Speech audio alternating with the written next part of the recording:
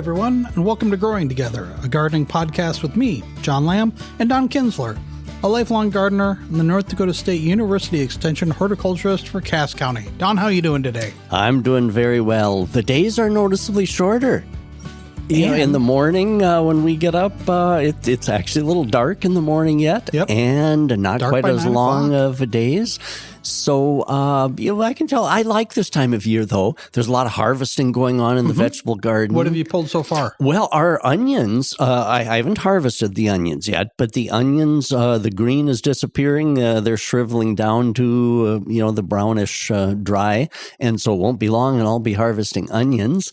The potatoes I'm leaving in yet. There's still some green foliage. Okay. And so I'm watching tomatoes, getting good harvest on the tomatoes, peppers. Yep. The watermelon didn't do so good this year. The heat, they love heat, but the dryness kind of got those. I haven't had a ripe muskmelon yet, but they're coming. They're thinking about it.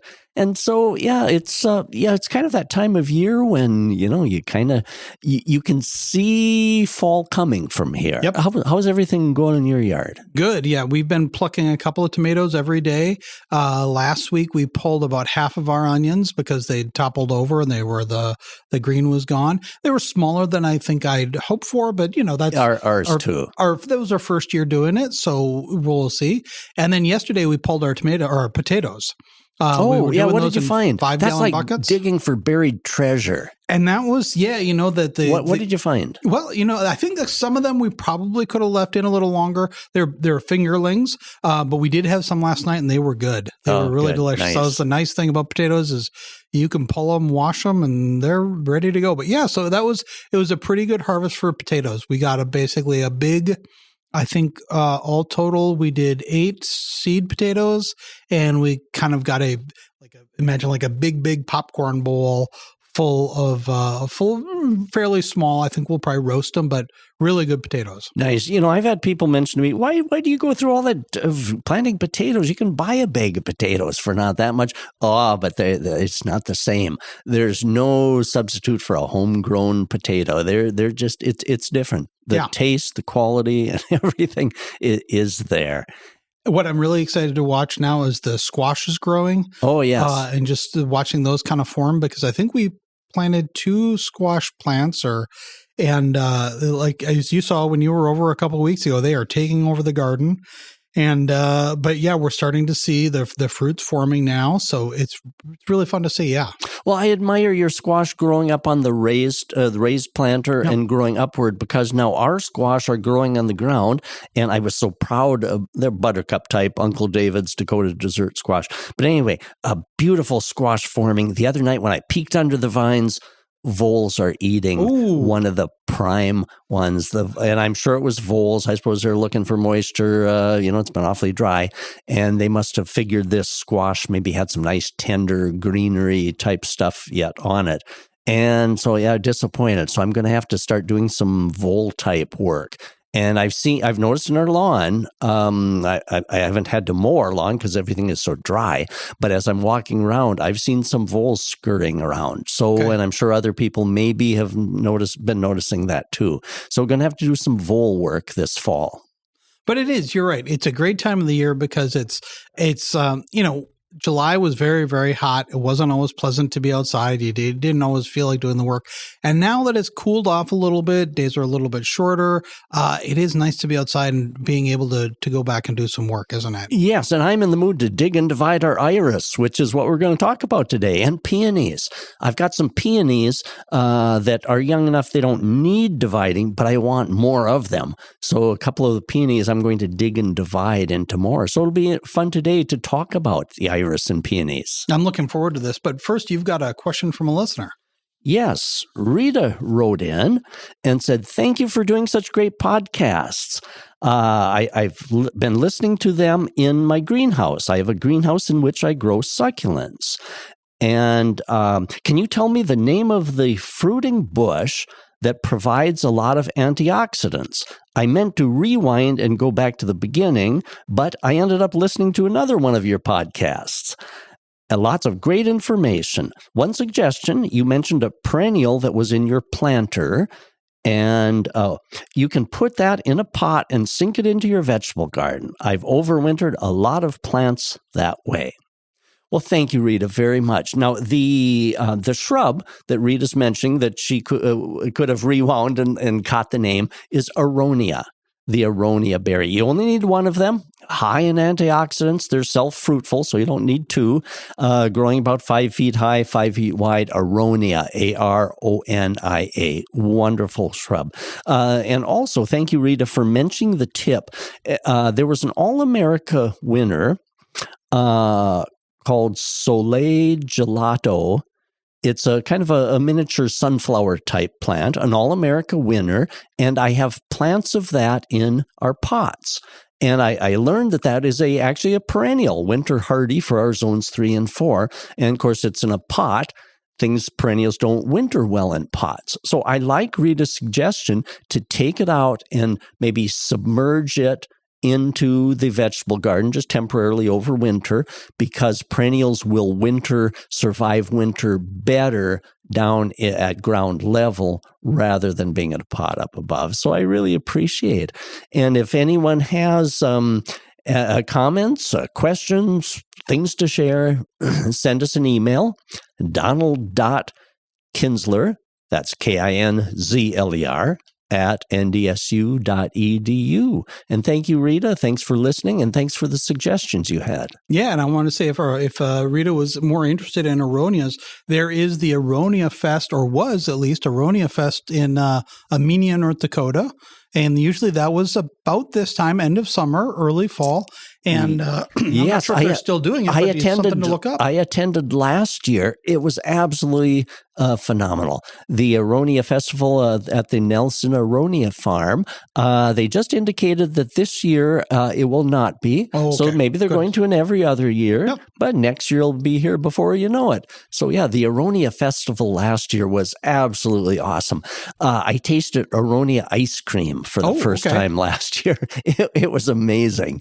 And Aronia, of course, is healthy, and well, ice cream has dairy in it. So how do you? So you said that you had it in ice cream. How do you? Because you have it. How do you do it? What do you eat? Do you just eat them straight? Do you eat them just as like a berry over something else as a topping? They sweeten a bit as the temperatures get cooler. Okay. Otherwise, they are tart. Just fresh eating. And so I use them on ice cream. The ice cream that I mentioned had been made from aronia berry, so it was a wonderful kind of lavender-colored ice cream with little chunks of aronia berry in it, and of course sweetened. So I use them on top of ice cream. Also, aronia muffins. I should bring in aronia muffins sometime. Okay. For a podcast, we can snack. They're delicious. They can be done in like crisps, like apple crisp, aronia crisp. And so lots of good recipes. The internet is filled with aronia recipes, jellies, jams, wine. It's very useful and healthy. Higher in antioxidants than blueberries. Okay.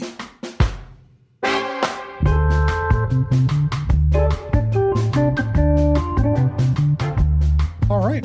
Well, let's get into kind of the meat of the show. You wanted to talk a little bit today about kind of digging, dividing, transplanting some of our plants. And these are some of the ones that, because you say the best, when you're looking at when to divide a plant to something like that, you want to do it on kind of the off season of when it's blooming, right?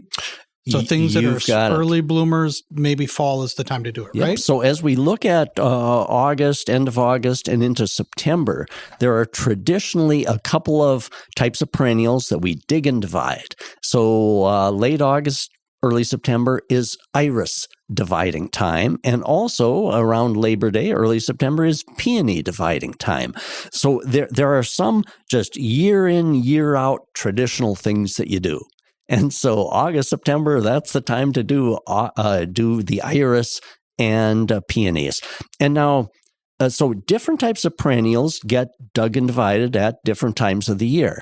So it can be a little confusing. How do I know when to divide different things? So the rule of thumb is to consider when it blooms. Usually we can usually remember when things bloom. For example, peonies bloom late May, early June.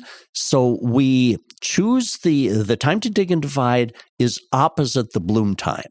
So if they bloom in late spring, early summer, then you wait until fall. Any perennial is at its most sensitive when it's in full bloom. That's the time just to leave them undisturbed and let that bloom happen and not be monkeying around with them. So, okay, if we consider iris are usually early June blooming. And so we don't dig and divide in spring or early summer. We wait until late summer, early fall. Let's see, if we considered something like hosta, for example. Okay, when do you dig and divide hosta? Well, think of when they're blooming. Now, our hosta are just starting to bloom kind of about now. Yeah, it's late summer. Late summer, early fall. So you don't dig and divide them now because they're tender in full bloom. And so you do those in spring. Probably same thing then with daylilies. Exactly. Yep.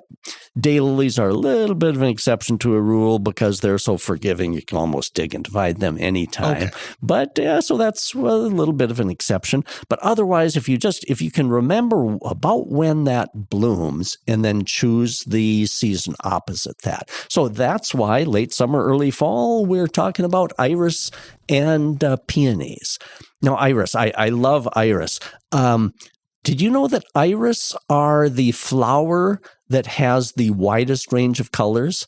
When you think of them, when you think of iris, there's red, white, yellow, purple, blue, pretty close to true blue. There's black. And if you think of other things, okay, peonies, you don't have all those colors in there. Even think of some of the annuals. Marigolds, you have yellows, oranges, kind of whitish, bright colors, but there's no reds, blues. There's no blue marigold. The closest probably that there is would probably be the petunia. There's... Never seen a blue petunia. Not a real true blue. There's kind of a few sky blue, periwinkle type, dark blue. Petunias have a pretty wide range of colors too. But anyway, iris, the reason that name came about was Iris was the goddess of the rainbow in Greek mythology. And so we have all the colors of the rainbow, so they called this flower the iris. So it's fascinating. The thing I like about iris in the perennial garden is it's so reliable. Now, iris do benefit from digging, dividing every few years, as we'll talk about, but iris are something that'll be with you almost forever in the perennial garden. It's one of those staples, along with peonies. They're the long-lived, dependable ones. They aren't going to kind of run out after a few years. Coneflower, delphinium, all of them have their place, but they're probably not going to be with us for decades or a century like some of these others. So now iris, fascinating. You can buy potted iris from a garden center and basically plant those all summer long. That's the beauty of potted things at garden centers. You can plant almost all year long. But if you have an established iris patch, now in August, September is the time to work with those. And of course, there's different types of iris too. The most common is the kind of tall growing one called the German iris or the bearded iris. The reason they call it bearded iris is if you look at the flowers, the part that kind of goes downward a little has a little bit of a beard in the center of it. Okay. So they're oftentimes called bearded iris. So that's kind of a fun little type of thing. Now, the other thing that's kind of important to note on iris is the structure of that plant. Okay, you have the leaves, going upright. And then right below the leaves, there's an enlargement. Sometimes you'll hear people call them iris bulbs. But they aren't a bulb like a lily or an onion that has all those things. So that actually the enlarged part right below the leaves is a rhizome. It's actually stem tissue. So the iris are referred to as rhizomes. And then right below that rhizome, the kind of thick part of that, right below that are the fibrous roots.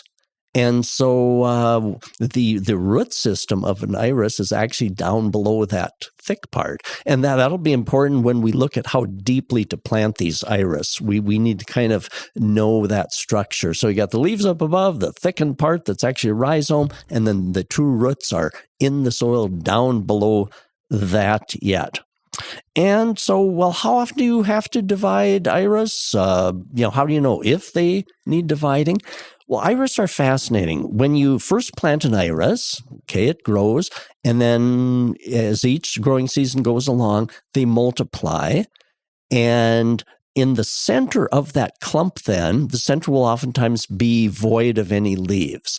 And all the good parts, the blossoming parts and leaves, are on that outer perimeter of that clump. And the center of the clump oftentimes will start to deteriorate.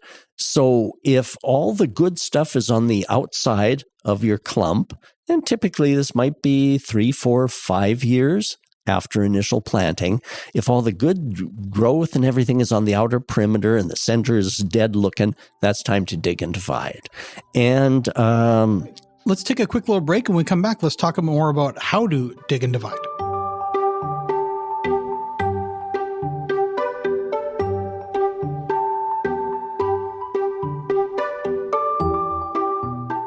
Local news affects your life, giving you the confidence and clarity to make better decisions every day. You can support that with a digital subscription. Visit inforum.com/subscribe to sign up today.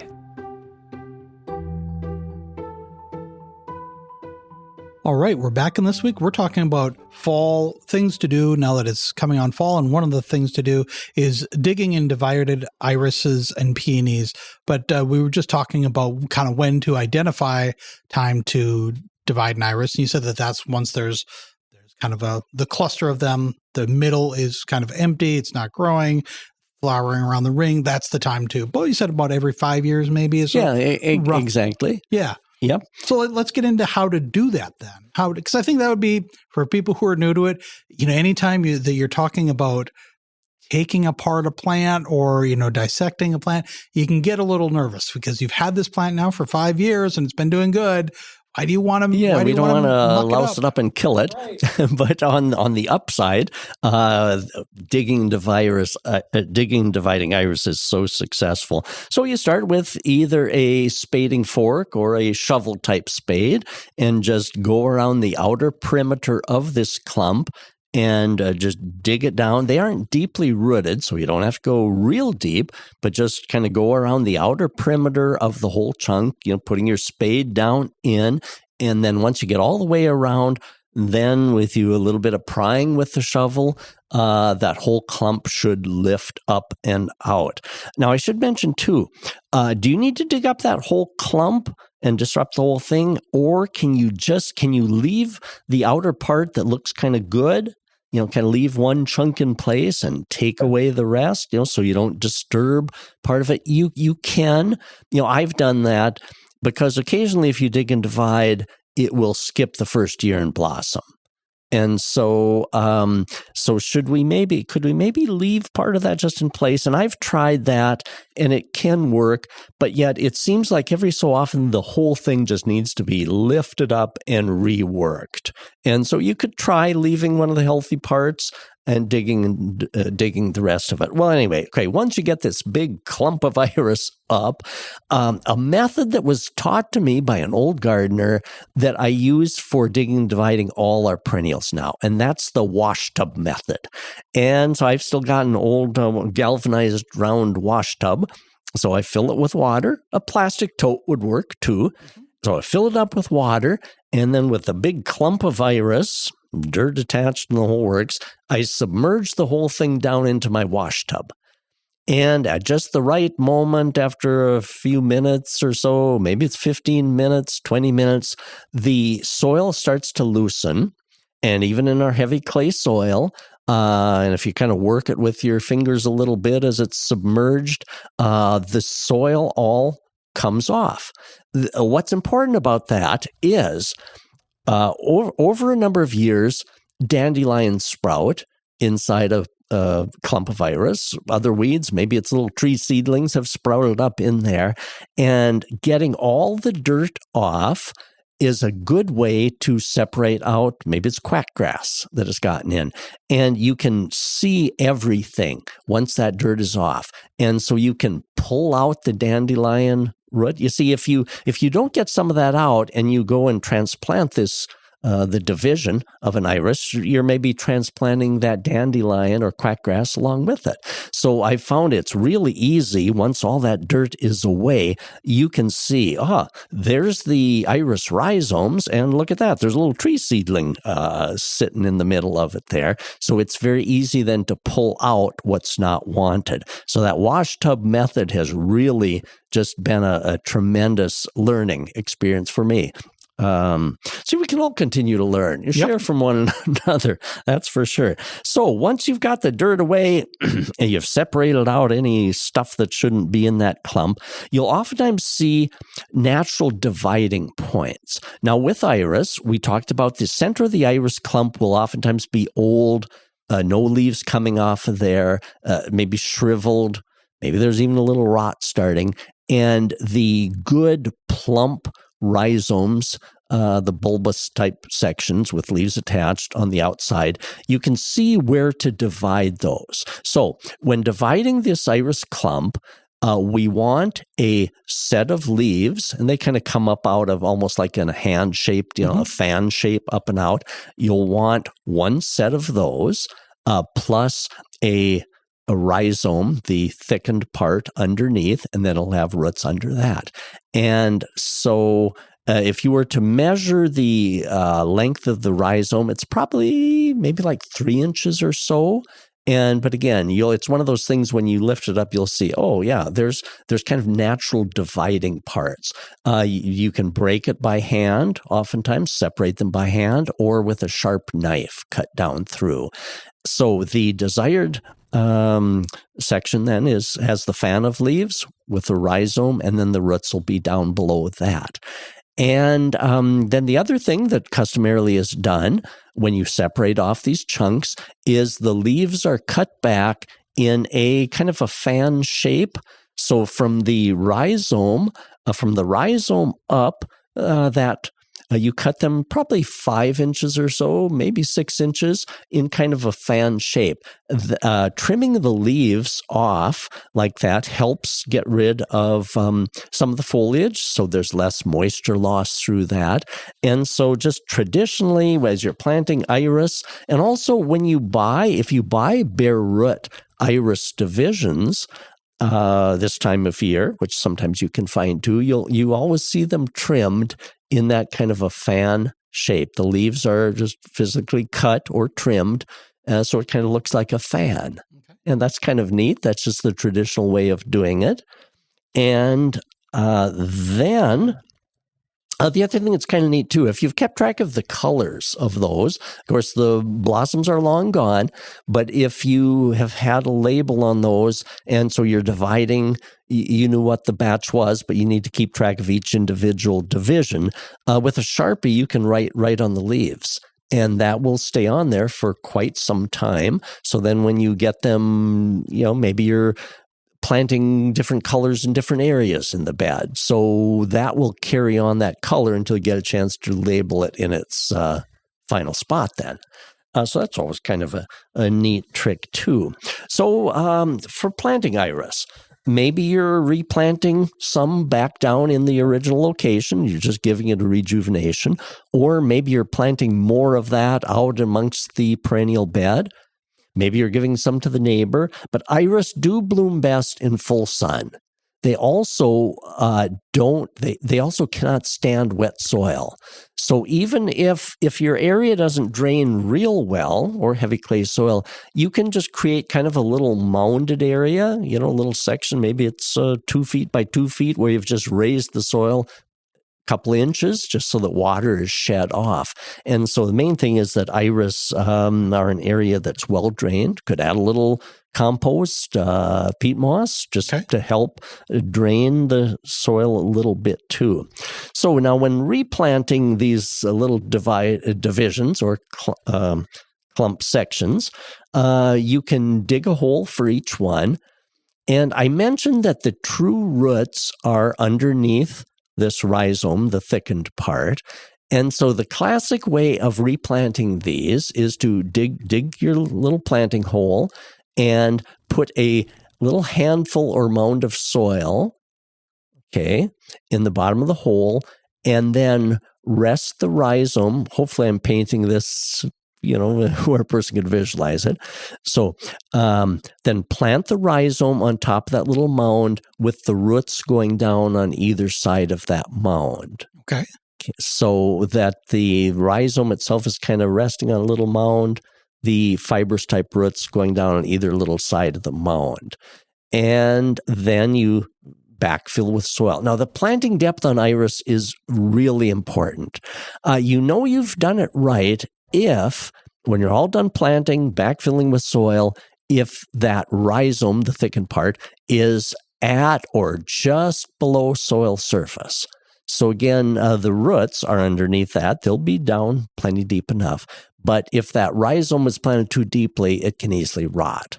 Okay. So the final thing is, the final finished product is so that the rhizome is right below soil surface on that. So I got a question, because some of our iris, we moved a couple of years ago.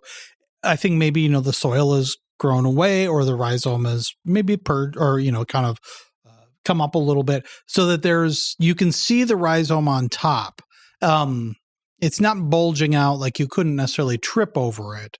Is that too much exposure? Should I put a little soil on top just to give it just like less than an inch? As long as the fibrous roots are not exposed, and it's only the rhizome, the bulbous part, that is exposed, iris have a way of relocating themselves at the proper level. Okay. So over time, they'll kind of raise themselves up. If you got them a little deeper than they would like, as new rhizomes are formed, they'll kind of relocate themselves at their proper level. Okay. So I know in most of our iris beds, you can see the rhizome at about soil level. So as long as they're doing fine, no need to cover over that, because the roots are down below that yet. Okay. And that's the part that is needed. So when replanting, I like to plant iris in clumps, rather than just one iris division. So since you're digging and dividing this thing, and maybe you're moving it to a new location, a big clump of iris maybe yields all kinds of divisions. So when replanting, I like to put in about 3 or 5 of those, spaced about a foot apart. Okay. The other thing that's interesting too is that when you're planting iris in a grouping, the fan of leaves should be facing outward in the group. The toes, we'll call it the toes, the toe of the rhizome should be pointed inward, because as a clump of iris grows, they grow kind of outward. If you face them the other way, with kind of the leaves on the inside and the toes on the outside, they'll grow together into one, crowded clump. So you face those outward, the leaves outward. So you've got these fan leaves, and so they like you said, that they come up like a hand a little bit. Mm-hmm. Do you want that like the palm of the hand facing you, or facing, do you want it kind of perpendicular with the parallel with the garden bed, or do you want it going the other way so that it would almost like it would intersect?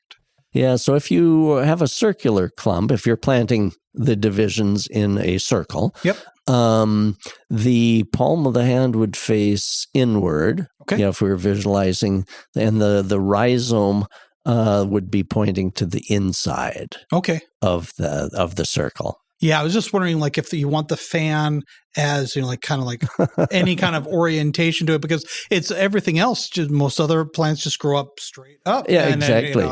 But iris, the new growth moves outward. Okay. Yep. So, so if you hold your hand up, and the wrist is the rhizome. So you hold your hand up. The fingers are the leaves. The wrist would be the rhizome, and if you bend your hand a little, then the wrist should be pointing to the inside of the circular clump. Okay. Yeah, the wrist being the rhizome. Okay. How's that for painting a picture? I think that's pretty good. I think we did that pretty good. And then, of course, label them, and then very important, water after planting to settle the soil. And then if the rhizome is big enough, they'll bloom that first year after transplanting. If they're small divisions, then maybe the second year. But then you're good for a number of years, maybe 5 years or so. And so for care of iris going forward, then because you said that they don't like wet feet, they don't like to be in. Should you just kind of check the ground and make sure it's dry, like a begonia, like just kind of bone dry before you water? Yes, exactly. Okay. And in fact, I've found that a beauty in iris is that they don't need so much moisture. So in some of our yard areas, particularly next to trees that sap the moisture, I found that iris grow very well there in that area, whereas daylilies, some of the other things that like it a little more moist, don't do well there. So if you've got an area that's somewhat hot and a little dry, iris seem to work very well there. So as you mentioned, John, when it is for watering iris, a person needs to let it dry out really well between waterings. Okay. Iris have seemed to do fairly well in this dry season. Of course, the blossoms were in June, but even the foliage seems to look quite nice on our iris yet. So let's take a quick break, and when we come back, let's talk about peonies.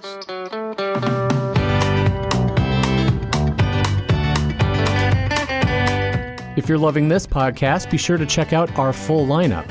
From news and local politics to sports and true crime, find your next great listen right now at inforum.com/podcasts. That's inforum.com/podcasts. All right, we're back, and we're talking this week. We were just talking about digging and separating iris. Let's talk about that with peonies, because you said that you've got a newer peony that you're looking at working with. Yes, and of course, peonies, the traditional digging and dividing and moving time is in September, right around Labor Day. Easy holiday to remember for peony dividing time. And yeah, I've got a relatively new one. Let's see, that one has been in place probably 5 years. And there's no need for me to divide it, except I want more of it. Okay. So it has increased in clump size enough that I think I can dig and divide it, which I'll do around Labor Day. And that'll give me more of that. It's a pretty light pink one with a good fragrance. So I want more of that one. But maybe you've got an old established clump. By the way, peonies, it's kind of neat. There are farmsteads in North Dakota and Minnesota where peonies have been in place 100 years or more. They were one of the perennials that pioneers could just depend on, and they can last so very long. And, it's always said that peonies are perhaps the only perennial that can outlive its owner. Well, aren't peonies in a lot of older cemeteries? Oh, yes. They are kind of I just don't want to say a trademark, but they're often a feature there because they will last a long time. They will last a very, very long time. So how do you know if your peony even needs digging and dividing? So if it's doing fine, there's no need to disturb them, because they do take a while then to rejuvenate and get growing again. So if everything's going well, there's no immediate need to divide a peony. But if you take a look at the peony and the center is dead and all the good growth is on the outside, then dividing would benefit it. Or if it's no longer blooming the way it once did, then maybe it's time to dig and divide. The other thing that commonly happens is, because peonies can stay in place so long, decades go by, so maybe it's no longer blooming because in the meantime, the last 30 years, the shade trees have grown. Oh, yeah. And so what once was the peony planted in the sunshine, maybe now is in dense shade from a 30-year-old tree. And so it's maybe time to move that peony to a new spot. And so those are some reasons, or in my case, I want more of them, so I'm going to dig and divide. So if we talk about the kind of the operation, well, peonies have big, thick roots and deep roots. And so you start with your spade going down around the perimeter, start a ways out. Now, if this is a big, old peony, I mean, there's a physical limit as to how big of a soil ball you're going to be able to lift up out of the ground, okay?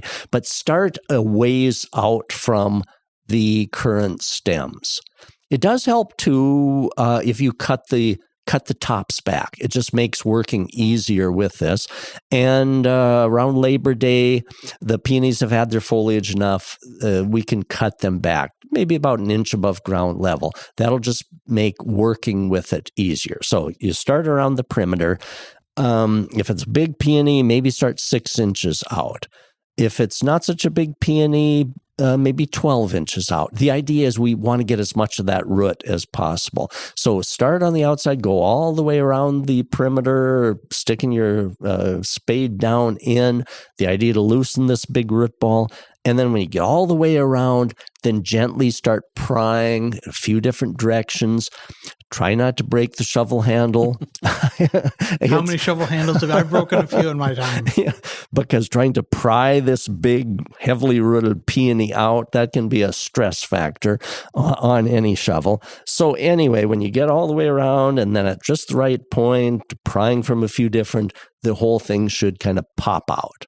Okay, so then once you've got that, then I like my wash tub method. Submerge the whole thing down in water in the wash tub and kind of work with the soil a little bit. And at the appropriate time, all that soil will be away from the root, and then you can take it back up out and examine it. So it'll still be intact. It'll still be intact. As a clump of root. Yep, exactly. It'll still be intact as this big, massive roots. And those roots, the diameter of those big, fleshy roots, they're large. Okay. And kind of gnarly like. It's not a nice fibrous root, such as daylilies or other type of perennials, but it's this big kind of gnarly mass. And so, yeah, it'll still be intact when you bring it up out of the water and all the soil is gone. And then look for the dandelion roots and quackgrass roots and everything that you can tease out of this big clump. And then to divide a peony and to know how to divide it, you look for the eyes. Those are the buds. That's the term given to the buds. And you will see those very visibly. They're pink or whitish, little pointed buds that are in that big root clump. And each division, you want to end up with 3 to 5 of those buds on each division. So when you take a look at this big clump, there might be kind of some natural parts at which it looks like, I can pull it apart at those locations, and it'll have 3 to 5 eyes. Or maybe you don't see those divisions, or it's not going to pull apart where you want it. So a good sharp knife, maybe a pruning saw is needed to saw down through. Now, depending on the diameter of the clump, that will dictate how many divisions you can get out of it. Now, my younger type peony that's only, 5, 6 years, I'll be lucky if I get maybe 3 divisions out of that, each division having 3 to 5 eyes. But a big old one, I don't know, maybe you'll get 8 divisions out of that. So, but again, each division needs 3 to 5 of those buds called eyes on that. So pruning shears, pulling apart natural division, pruning saw, whatever it takes to divide that down in. What do you generally use for dividing? Obviously, a peony is much bigger than the iris that you talked about. But like when you're dividing an iris, what do you use for Because like the iris could be a pruning shears or a sharp knife. Yeah, because they're relatively easy to cut down through. But peonies, you've got this big, massive thing, and that will oftentimes take a pruning saw.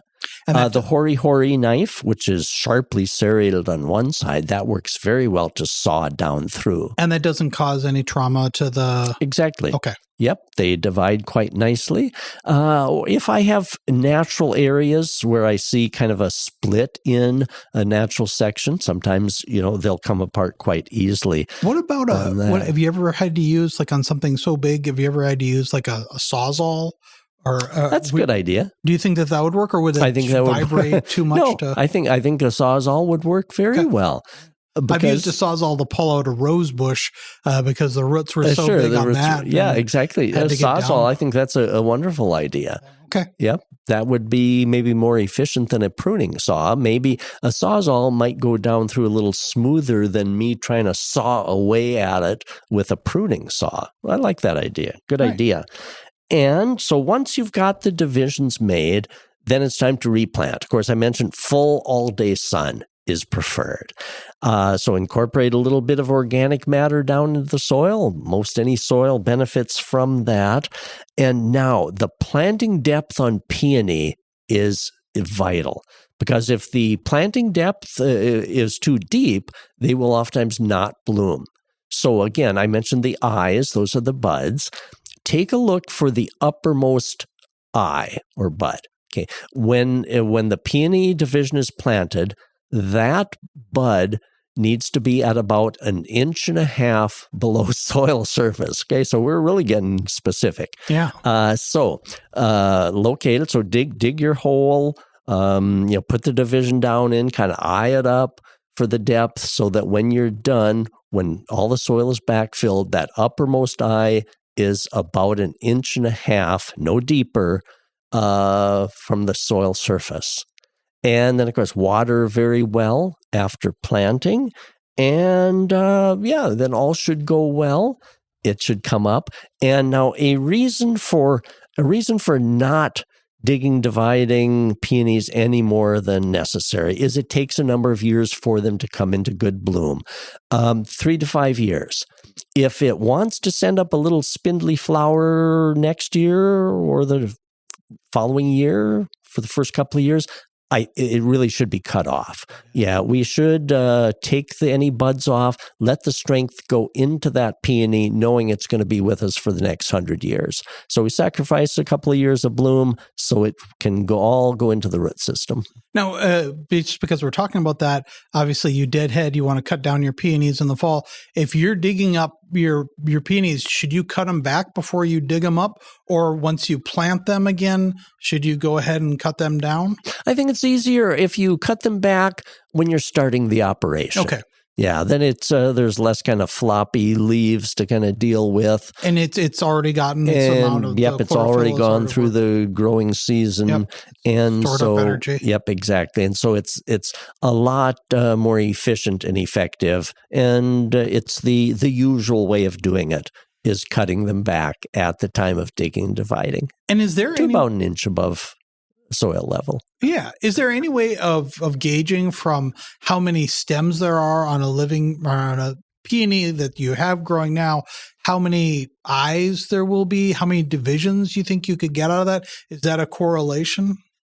Yeah, it's somewhat. Yeah, the more stems, definitely the more divisions.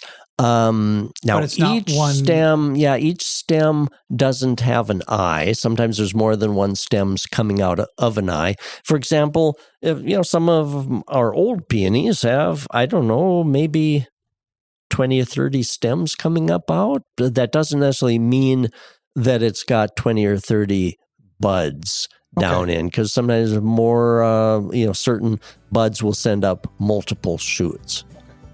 Yeah, but generally the bigger diameter of the clump, the more divisions you can get out of it. But it's kind of neat how specific.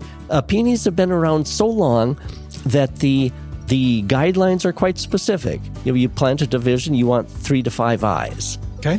And you want the uppermost eye 1.5 inches below soil surface. So peonies have been with us so long that we've got it down to a science on all those things. So wonderful, wonderful perennials. And on the upside, even though we have to have a little bit of patience for them to grow and bloom, they're going to be with us a long time. Well, you'll have to tell us how many divisions you were able to get out of your, you said it was about 5 years? Yeah, that one was about 5 years. Okay. And again, doesn't need it, but I want more of that one. Well, that's great. Well, if people have questions about digging and dividing peonies, iris, or if they just want to show off what they've been growing this year, if they have any other questions about harvesting or digging, dividing, what's the best way to reach you? Best way, send me an email, donald.kinzler@ndsu.edu. And it's always great to hear from you. All right. Well, Don, thanks a lot, and we'll talk to you next week. Yeah, thank you, John.